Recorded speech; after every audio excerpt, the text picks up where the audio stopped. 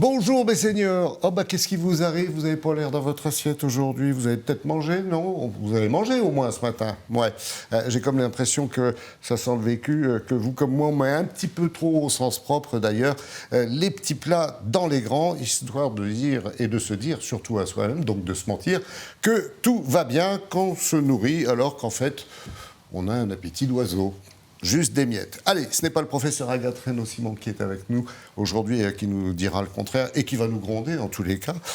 Mais comme elle est gériatre, nutritionniste à l'hôpital Bichat à Paris et présidente du collectif de lutte contre la dénutrition, vous voyez où on va en venir, eh bien avec elle on fera effectivement, pour commencer, le vrai du faux, avec vous aussi, dans votre assiette et on va se régaler, c'est promis. Double effet, beaucoup moins cool qu'avec notre Rita.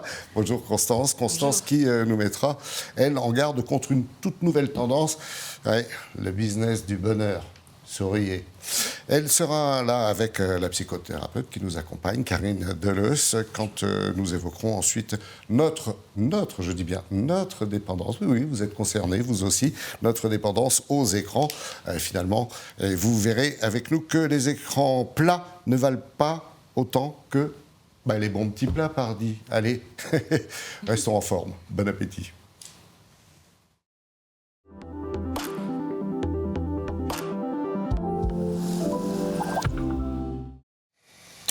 Est-ce que l'on se nourrit comme il convient quand on atteint l'âge d'être un senior ou une seniorita? Merci Agathe Reynaud-Simon d'être avec nous. On va commencer par, pas un jeu, si, presque un jeu. On va voir si on est dans le bon timing et si surtout on sait assez de choses et si on ne se trompe pas sur soi-même et sur ce qu'on devrait faire en fait. Alors, le vrai du faux, bien sûr.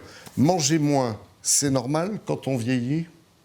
Alors, c'est normal à l'échelle d'une population, quand on compare ce que mange une personne de 20 ans et ce que mange une personne de 80 ans, à 80 ans, on mange un peu moins. Mais ce n'est pas ça qui compte. Ce qui compte, c'est est-ce qu'on mange assez pour garder un poids stable à l'échelle de l'individu. Et quand on commence à perdre du poids, c'est qu'on ne mange pas assez. Deuxième question, deuxième idée reçue. Une soupe, un yaourt le soir, c'est suffisant pour nous les vieux? C'est suffisant si vous avez beaucoup mangé dans la journée avant. Ah, donc c'est faux. Donc, si vous mangez des plats ou que vous n'avez pas tellement d'appétit, une soupe, un yaourt, ça ne suffit pas. Il faut plus d'énergie, plus de protéines. Vous avez tout le jeûne de la nuit qui va suivre. Et donc, il faut nourrir votre corps pour préparer ce jeûne nocturne. Alors justement, on en vient à l'idée reçue numéro 3. Avec l'âge, les besoins en protéines augmentent. Vrai ou faux? Complètement faux. En fait, ça augmente en vieillissant. L'Organisation mondiale de la santé dit que pour une personne jeune, c'est 0,8 g de protéines par kilo de poids corporel et par jour. Alors, c'est un peu abstrait parce que les protéines... Oui. Mais pour comparer, chez une personne âgée, c'est 1 à 1,2 g par kilo et par jour. Donc, c'est vraiment plus qu'une personne jeune, d'autant plus que les personnes âgées sont souvent plus corpulentes. Donc, il faut vraiment plus de protéines. Et ce qu'on voit, c'est des jeunes qui, des fois, mangent trop de viande et des personnes âgées qui n'en mangent pas assez. Donc, en fait, il y a un besoin en protéines. D'accord. Idée reçue numéro 4, le poids, puisqu'on parlait justement de « Ah, on se sent bien, on sent qu'on a assez mangé ». Le poids est-il un bon indicateur de l'état nutritionnel? C'est un bon indicateur quand il reste stable, c'est-à-dire que c'est la bonne façon de surveiller son poids régulièrement, tous les mois, tous les 2 mois, et s'assurer qu'il reste stable. Si on perd du poids, c'est un problème. Si on prend du poids rapidement, c'est aussi un problème. Donc la stabilité du poids, c'est le garant d'une bonne santé. D'accord, donc la balance peut être un faux ami, voire peut nous planter. Il faut se surveiller, continuer de se surveiller. Idée reçue numéro 5. Ah, on peut être en surpoids et pourtant dénutri. Alors ça, pour moi, c'est incompréhensible. Est-ce que c'est vrai, est-ce que c'est faux? C'est vrai. Alors, en situation d'obésité, ça veut dire d'avoir trop de gras. D'accord. Être dénutri, c'est surtout de ne pas avoir assez de muscles. Donc en fait, quand on est en situation d'obésité et dénutri, c'est qu'on a beaucoup trop de tissu adipeux, mais pas du tout assez de muscles. Et ça veut dire que c'est des gens qui arrivent plus à se lever de leur chaise parce qu'ils n'ont plus la force de porter leur propre poids. Et donc là, c'est vraiment un risque important, surtout de perte d'autonomie. D'accord. Donc notre signorita qui est là, ne rate jamais une occasion de dire vous les hommes avec votre petite bedaine à partir de tel âge, mangez un peu moins. Ben, c'est idiot de leur dire ça. En fait, il faut toujours commencer par faire plus d'activité physique pour refaire ses muscles. C'est pas interdit de perdre un peu de poids, mais il ne faut pas perdre du poids au détriment de ses muscles. Il faut perdre du poids éventuellement au niveau de son tissu adipeux. Et c'est très difficile. Donc ça demande de manger pas trop plus, mais surtout de faire beaucoup d'activité physique. Oui, puis c'est pas l'âge auquel on a envie d'avoir un peu plus de discipline que quand on était gamin, non? Ça dépend des gens. Oui. Oui, il y a des gens qui trouvent vraiment un plaisir à faire de l'activité physique, un plaisir aussi à rencontrer d'autres personnes dans des sessions de groupe, un plaisir physique aussi tout simplement à faire cette activité. Est-ce que faire un régime est une bonne idée à partir de 70 ans? Finalement, dans la suite de ce que je viens de dire, en fait, les régimes, ce n'est pas forcément une très bonne idée. Chez quelqu'un qui a un poids stable, même s'il a un poids un peu en surpoids ou limite de l'obésité, à partir d'un certain âge, c'est plus raisonnable de garder le même poids en faisant de l'activité physique. Oui, parce que quand on parle de régime, souvent on sous-entend pour perdre du poids. Mais on peut faire un régime, si je vous ai bien compris et surtout bien écouté, faire un régime, ça veut dire manger plus aussi et pas n'importe quoi, et peut-être mieux, et avoir, je sais pas, quelque chose, une petite odeur, vous savez, dans la cuisine qui vous donne envie de manger, en fait. Oui, l'idée, c'est qu'il faut manger diversifié, manger de tout, pas exclure des aliments, ça c'est important, surtout ceux qui vous font plaisir, et garder quand même en tête qu'il faut quand même manger suffisamment de protéines, c'est-à-dire poisson, viande, œufs, laitage, et puis diversifier les apports par ailleurs. Bon, est-il vrai ou faux que bien se nourrir aide à bien vieillir en tous les cas et à rester autonome? Oui, en tout cas, ce qui a été bien montré, c'est que les personnes âgées qui perdent du poids vont vers la perte d'autonomie. La sous-nutrition, c'est un vrai problème pour les seniors? Oui, on appelle sous-nutrition la dénutrition. C'est vraiment ça. C'est plus élégant, c'est plus doux? C'est comme vous voulez. Dénutrition, ça fait peur quand même, je trouve. C'est le mot exact, mais on peut l'appeler différemment. Ce qui est important, c'est que ça concerne au moins 1 million des personnes de plus de 65 ans. Ah, quand même. Et globalement, on estime qu'en France, il y a 2 millions de dénutris, des enfants, des adultes jeunes ou des personnes âgées. Et pourquoi les seniors consomment souvent bien moins, en tous les cas, qu'ils ne devraient? C'est-à-dire, pourquoi se retrouvent-ils, eux en particulier, dans cette situation? En fait, plus on avance en âge, plus on a un risque d'avoir des maladies. Et ce sont ces maladies ou ces facteurs de risque qui vont faire qu'on perd l'appétit. Quand une personne âgée qui est en très bonne santé, qui continue à avoir une vie sociale satisfaisante, finalement, elle ne maigrit pas. Normalement, on ne maigrit pas. Ce n'est pas normal de maigrir quand on vieillit. Ça, c'est très important. Si quelqu'un maigrit, il faut faire un bilan médical, il faut essayer de comprendre pourquoi cette personne maigrit et essayer d'y remédier. D'accord. Donc, en fait, à partir d'un certain âge, lequel? 50, 60? Disons au moins 60, 65, oui. Monter régulièrement sur la balance? Oui. Et se regarder dans la glace? Oui. Parce que ce n'est pas toujours la même chose et le même symptôme ou Aller régulièrement sur le pèse-personne, en parler éventuellement à son médecin traitant. Souvent, les patients n'osent pas parler de leur poids et ils ne sont pas pesés chez les médecins. En fait, c'est quand même un sujet médical, un sujet de santé. Important ce que vous dites. Oui. Et à part ça, continuer à faire tous les soins de prévention. Les soins bucco-dentaires sont très importants aussi pour conserver une bonne alimentation. Et puis, tous les autres soins de prévention et garder une activité physique. Vous touchez un point important quand vous parlez de santé bucco-dentaire, parce que j'ai l'impression que, effectivement, quand on a des problèmes de dentition, quand on a encore des dents, s'il en reste, je ne me moque pas, on hésite à manger, en fait, et on ne mange plus ce qu'il faudrait. Ça peut être difficile de mastiquer des choses un peu dures, et quelquefois, il y a même des difficultés à avaler. Ce qui est important, c'est que ces problèmes d'altération du statut bucco-dentaire, c'est à la fois une bonne cause de moins bien manger, puis c'est aussi un marqueur de dénutrition. Souvent, si on fait ouvrir la bouche à des personnes âgées, celles qui vont avoir une bouche en mauvais état, c'est aussi ceux qui vont être dénutris. Alors, qu'est-ce qui doit nous alerter, finalement? C'est un peu une perte d'autonomie physique quand on est senior et qu'on a un problème de nutrition? Les questions qu'il faut poser le plus directement, c'est est-ce que vous avez perdu du poids, est-ce que vous avez perdu l'appétit. L'appétit, c'est un symptôme subjectif et pourtant c'est extrêmement efficace pour identifier les gens qui se dénutrissent. Est-ce que vous manquez de force? Est-ce que vous avez du mal à monter des escaliers, porter des choses lourdes? Tout ce qui a rapport aux muscles. Quelle solution finalement? C'est de vivre avec les autres surtout et de les laisser faire la cuisine et de se laisser embarquer. Bon, déjà, on aimerait bien ne jamais être malade, mais on finit toujours par avoir un peu toutes sortes de bobos de santé quand on vieillit. Et après, c'est justement d'identifier précocement ça. Il y a toujours des solutions pour aider quelqu'un à manger mieux. Il y a les consultations diététiques, il y a les conseils qu'on trouve éventuellement sur Mieux TV. Et puis, on a des conseils comme enrichir l'alimentation, prendre des collations.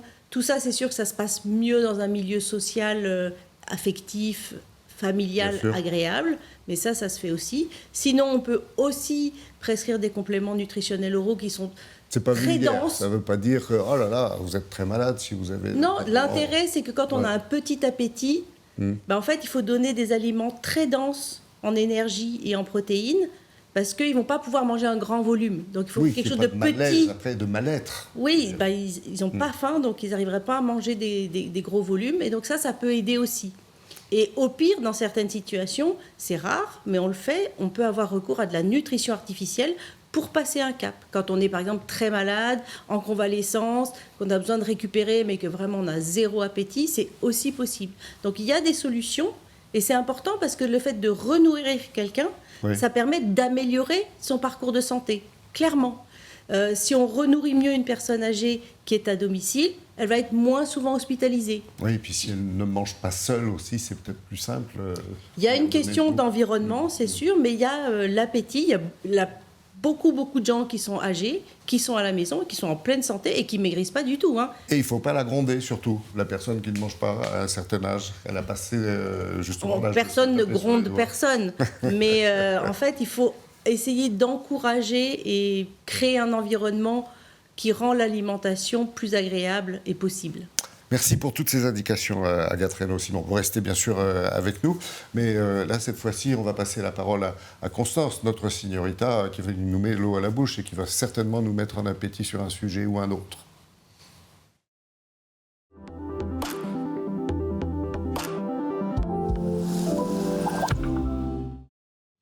Ma Constance, j'ai l'impression qu'aujourd'hui, vous nous avez préparé, en bonne cuisinière que vous êtes, un plat qui se mange froid.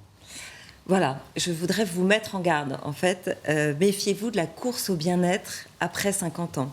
Je veux parler de cette injonction au bien-être mental, cette quête de sens permanente qu'on entend partout.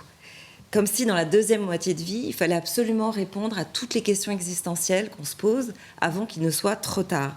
Bienvenue dans la nouvelle tendance New Age. On nous vend des retraites chamaniques, spirituelles, des cercles de femmes, des stages de jeûne hydrique, de yoga ayurvédique, de méditation, etc. C'est devenu un business juteux pour des entrepreneurs, des influenceurs et des gourous en puissance. Ils surfent sur le fait que toute l'année, effectivement, on se soit un peu oublié dans le travail, dans la famille, dans notre couple. Et justement, en fait, c'est là qu'est la faille. C'est à ce moment-là qu'on est fragile et qu'on peut se diriger vers des propositions qui peuvent être des pièges. Parce qu'à trop vouloir se reconnecter à soi, on peut être aveuglé. Et à titre personnel, je trouve que c'est de l'escroquerie. Parce que, oui, à quel moment c'est justifié de payer pour passer la nuit à la Belle Étoile dans un champ de pissenlit, à boire de la tisane pendant une semaine, se confier à des inconnus et pleurer. À quel moment on nous a fait croire que se réunir entre femmes sous une tente pour bénir notre utérus allait nous redonner confiance en nous et nous permettre de retrouver notre force sacrée. Oui, il y en a pour tous les goûts et tous les genres. Vous seriez surpris de tout ce qu'on trouve. Ah, vous me passerez votre catalogue. Moi, je suis convaincue que le bien-être ne se monnaie pas. Au contraire, il est même souvent gratuit. Des balades à la montagne, au bord de la mer, des fous rires entre amis, des nuits à la Belle Étoile, justement. C'est là qu'on bénéficie d'un laisser-aller sans méfiance et surtout sans se ruiner. Évitons les propositions alléchantes de d'individus isolés et de coachs autoproclamés en bien-être. N'oublions pas que sous couvert que la spiritualité, sous couvert de se déconnecter du réel, donne beaucoup de pouvoir sur autrui. Attention encore au piège. Donc c'est à nous seuls, à partir de 50 ans, on peut au moins espérer ça, de décider quel sens on veut donner à notre vie.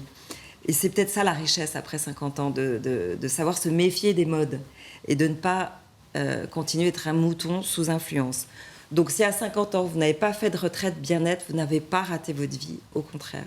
Signor Idiot sort de ce corps. Merci beaucoup pour tous ces bons conseils. Karine Deleuze est avec nous pour évoquer une addiction. Alors, c'est pas une addiction au chocolat ou au sucre ou autre chose, non, mais on en parle.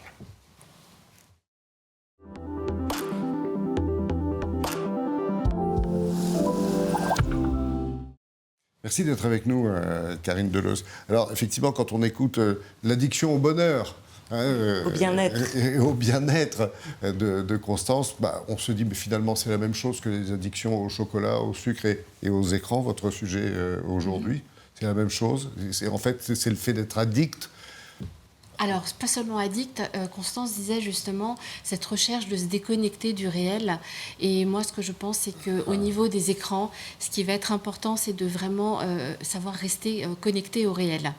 La faille, elle est là, elle est d'oublier toute cette part de réel et de partir dans un usage excessif, dans une hyper-connexion, puisqu'aujourd'hui nous sommes dans l'hyper-connexion, on est dans l'illimité en permanence, et savoir sortir de cette hyper-connexion sans raison, parce qu'il n'y a pas de raison d'en sortir, puisque c'est un espace totalement atemporel, sans temporalité, il n'y a pas de début, il n'y a pas de fin, il n'y a pas de matin, de soir, de saison, donc en sortir, il faut avoir ses propres raisons. Et ça, il faut savoir le repérer. Donc, Et entre parenthèses, j'adore le titre de votre ouvrage sur ce thème-là, Sous écran total. Oui, alors il ne s'agit pas de se caresser la peau avec un écran quand on est sur la plage, mais effectivement sous écran total qui résume très bien aussi l'histoire de l'éducation dans laquelle on est tombé tout petit comme Obélix dans la potion magique. On est foutu. Oui. Alors on est foutu, non, parce qu'on est en train de prêcher quand même pour un réel à nouveau habité et une temporalité retrouvée. Mais aujourd'hui, ce qui est vrai, comme vous dites, c'est qu'il y a une injonction de la société à être connecté. Et si on n'est pas connecté, on ne peut pas être un acteur de cette société.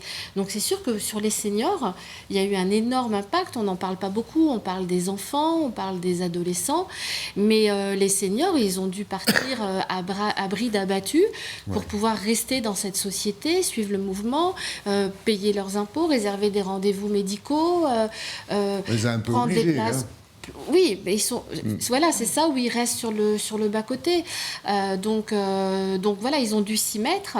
Et ils sont pas toute cette génération. Donc évidemment, il y a de l'apprentissage, il y a de l'arnaque, parce qu'évidemment, ils sont arnaqués, ils n'ont pas tous les codes. Voilà. Après, il y a quand même des positions super avec ces écrans. C'est que voilà, on peut voir ses petits enfants. Oui, puisqu'ils ne les voient pas à la maison. Parce que justement, ils restent chez eux, les petits-enfants ne viennent plus voir les grands-parents. Les grands-parents qui sont devant les écrans et qui disent aux petits-enfants « Oui, mais de toute façon, on n'a plus rien à se dire », ils sont toujours devant leur téléphone. Bon, donc il va falloir qu'ils se parlent un jour, ceux-là. Donc autant que ça soit grâce à ces écrans-là. Ça dépend, il y en a qui sont vraiment très loin géographiquement, donc ça permet de garder du contact. Enfin, c'est comme tout, c'est l'usage excessif, et quand ça commence à prendre la place du réel. Donc ce qui est important, c'est vraiment, finalement, c'est pas est-ce qu'on est connecté ou pas, mais est-ce qu'on arrive à rester vivant malgré toute cette hyperconnexion. Ça veut dire, dans ma temporalité, j'oublie pas mes heures de repas, mes heures de sommeil, je fais ce que j'ai à faire, ou est-ce que j'ai oublié de manger parce que je suis dans une série ou que je suis dans un jeu.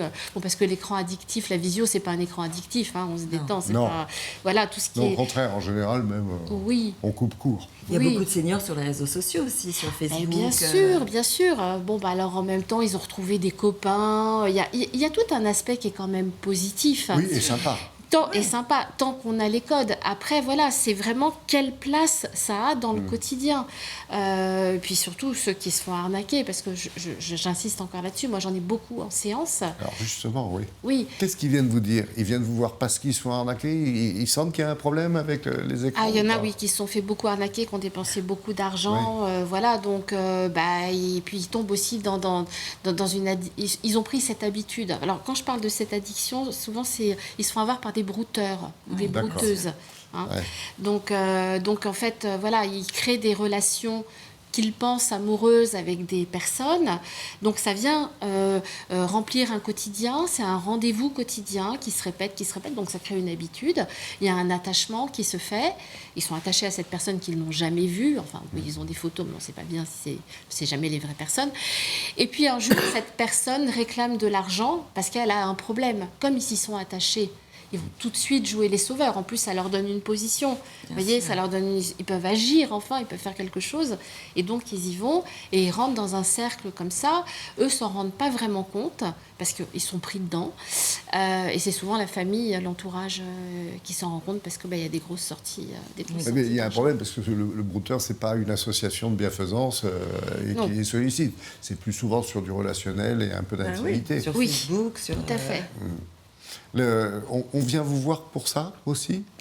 Les seniors, oui, beaucoup pour ça. Mais ils veulent se débarrasser, ils sentent qu'il y a quelque chose. Non, c'est l'entourage qui dit maintenant ça suffit les conneries. Ils se font gronder. Ah oui, ils se font gronder, bien sûr. Ils se font gronder et puis voilà, ils disent maintenant il faut que tu ailles soigner ton addiction aux écrans. Voilà. En fait, il y a un manque d'éducation numérique pour le coup pour eux. Mais il y a aussi un petit peu d'addiction parce que c'est un rendez-vous ailleurs qu'ils ont avec des personnes et puis il y a des mots qui sont dits, ça vient remplir une solitude, ça flatte, c'est la séduction quand on pense que c'est fini, ça leur donne un rôle. Alors voilà, donc en fait c'est comme les plus jeunes, c'est les personnes les plus vulnérables. Exactement. En fait, et vous les soignez comment alors? Vous les soignez comment? Vous les envoyez regarde pour qu'ils retrouvent l'appétit et qu'ils arrêtent ou pour leur montrer des sites avec des recettes de cuisine? Déjà, je leur fais prendre conscience de leur... on parle toujours du temps d'écran. Moi, je parle du temps de réel. Je demande qu'est-ce qui reste comme temps de réel. Très souvent, pour ceux qui sont dedans, mais alors ça vaut pour les seniors comme pour les juniors, ils vont chercher. Je sais déjà ce qu'ils vont me répondre, mais je leur laisse le dire parce qu'ils vont se l'entendre dire. Je leur dis, qu'est-ce que vous faites quand vous ne faites pas vos écrans? Et donc, souvent, qu'est-ce qu'ils font?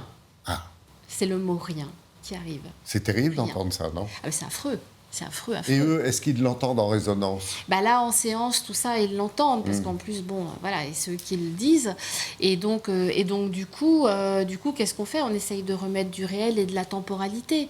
On essaye de les remettre en mouvement, parce que forcément, quand ils sont devant les écrans, ils sont sédentaires. Et c'est tellement important quand même d'être dans le mouvement. Pour l'humain, tout le temps, c'est important d'être dans le mouvement, mais en plus en vieillissant aussi. Est-ce que quand ils regardent les écrans, ils ne se prennent pas un peu pour des jeunes? Peut-être pour les jeunes qu'ils étaient aussi, aussi. Ils repartent dans... Mais après, c'est la caverne d'Ali Baba pour eux, parce que ils retrouvent des tas de choses, ils peuvent revoir des films, ils peuvent... vraiment, il y a des pépites qu'ils peuvent retrouver. Mais après, voilà, comme ils n'ont pas l'usage, et il faut le dire, c'est un outil qui est quand même construit sur le fait que ça ne s'arrête pas. Oui. Et à chaque fois, chez ces personnes qui viennent vous voir ou vous observez, vous voyez qu'il y a un problème d'isolement, de manque de lien. Il y a toujours ça à la base ou pas? Alors, il y a beaucoup d'angoisse. Ouais. Il y a l'angoisse à vieillir, beaucoup. L'angoisse de la solitude. C'est ça les deux critères essentiels. Mais il n'y a pas la curiosité qu'ils vont aller sur les écrans de façon générale, chercher du documentaire, de la formation? Alors oui, mais ceux-là, ce ne sont pas les plus addicts parce qu'en fait, ils en font quelque chose dans le réel et c'est surtout qu'ils ont, ils ont les repères. Ils savent vivre autrement. C'est-à-dire, ils savent, ils savent s'occuper autrement et ils ont le plaisir aussi à s'occuper autrement.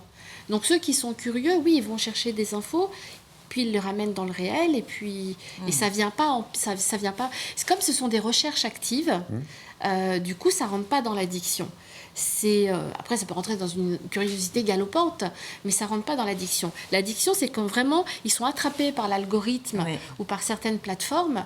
et qui se mettent à scroller les jeunes et que ils ont les mêmes problèmes qu'eux, concrètement. Il y a cette vulnérabilité. Exactement. Dont s'en parlent les brouteurs ou autres arnaqueurs, en fait. Oui. Alors justement, Constance qui vous parle, elle passe son temps sur les écrans, je ne sais pas si vous le savez. Dites-lui qu'il y a des risques quand même, et dites-lui lesquels. Des risques à utiliser trop les écrans, c'est à perdre son réel, c'est à ne pas savoir s'arrêter, c'est perdre sa temporalité, c'est ne plus réfléchir. Puisque, en fait, en tout cas dans le scrolling, le fait de passer comme ça, on gère tout avec un doigt. Donc, on est dans une immédiateté et dans une facilité qu'on a dans le réel. Je sais pas, vous loupez votre train, vous faites ça, il se passe rien, vous voyez. Alors que, bon, si vous êtes sur un écran, il y a quelque chose qui ne va pas, vous faites ça. Vous pouvez même accélérer le temps, le ralentir. Vous voyez, donc en fait, on perd beaucoup cette notion de temporalité. Et quand on scrolle, on n'est plus en train d'analyser les choses, on est en train d'ingurgiter du contenu. Donc on perd aussi cette capacité d'analyse. Et vous essayez de les guider? Ah oui, tout à fait, oui. Et ça marche? Ça marche quand on vient et qu'on le fait, oui, tout à fait, oui. Ouais. Il y a d'autres façons. Il y a de la désintoxication. Il y a de la réhabilitation au réel. Aujourd'hui, comme je disais, on est vraiment dans une société où il y a l'injonction à se connecter et ça va être de plus en plus. On a les IA qui sont déjà là et qui vont être encore beaucoup plus galopantes bientôt. Donc, en fait, ce qu'il faut préserver, c'est sa part de réel. Sinon... mais quand c'est rien, le réel... Justement, le réel, il faut remettre quelque chose, il faut retrouver du réel, il faut retrouver des horaires. Ils ont besoin de vous, là. Ah bah oui, parce que de toute façon, il va y avoir des injonctions de plus en plus. Donc, si on ne repère pas ça, on est foutu. Agathe, cette émission touche à sa fin. Bien sûr, il y a encore plein de choses à dire. Et quand je dis touche à sa fin, j'aimerais bien entendre ce que vous, quand vous vous intéressez à la nutrition, justement, vous écoutez et qu'est-ce que vous entendez à travers le message de Karine. Ce que j'entends, c'est la vulnérabilité de ces personnes vieillissantes et anxieuses et qui, en effet, peuvent être vulnérables à toutes sortes de messages, y compris d'ailleurs sur le plan nutritionnel. Si vous regardez sur Internet, il y a 10 000 injonctions de boire du vinaigre le matin, de je sais pas quoi, enfin, c'est n'importe quoi. Et donc, il faut apprendre aussi à se méfier de ça, à acheter toutes sortes de vitamines et machin. C'est pas ça qui compte, il faut une alimentation... traditionnel presque, c'est peut-être le plus simple comme message pour se faire comprendre et en effet retrouver le plaisir de manger ensemble, et ça c'est créer du réel, les repas c'est vraiment un moment important et sans écran sans écran. Des vrais échanges des vrais échanges, s'asseoir à table, et si on est seul chez soi, on peut aussi aller chez les autres, on peut aller aussi dans des groupes, voilà. Si je résume bien, mesdames, il faut remettre du sel dans sa vie afin que tout se passe le mieux possible. C'était un plaisir d'être avec vous. Merci encore, à très bientôt j'espère. Et puis vous autres seniors qui nous regardez, venez plus souvent nous voir, vous verrez, on va se régaler, n'est-ce pas? Merci, oui.